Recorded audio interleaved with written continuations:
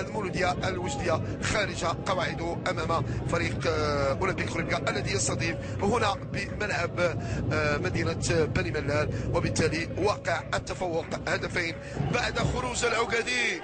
هدف يمكن أن نعتبره بأنه قاتل لفريق أولمبيك خريبكا. عبد الإله منصور يسجل الهدف الثاني لفريق المولودية، هدف ثاني يمكن أقول بأنه جاء في ظرفية صعبة بالنسبة لفريق أولمبيك خريبكا بعد طرد العقدي.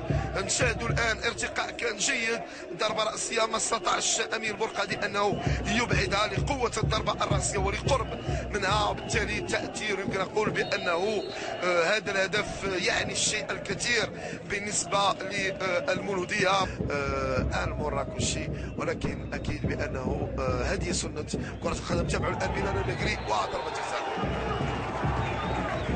ضربة جزاء يقول الحكم. قلت بأنه لا شيء حسم بعد، ضربة جزاء. تابعوا الآن ضربة جزاء بلال النقري يحصل. قلت بأن المباراة لم تحسم، مثل هذه الأمور كتكون واضحة، وبالتالي حركة طائشة وزائدة تسببت في ضربة جزاء ضد المولودية بالنسبة لفريق المولودية، في حين تعتبر بأنه هذه ضربة جزاء ما يتمناه لاعب فريق أولمبيك خريبكا وجمهوره ولا مدربه.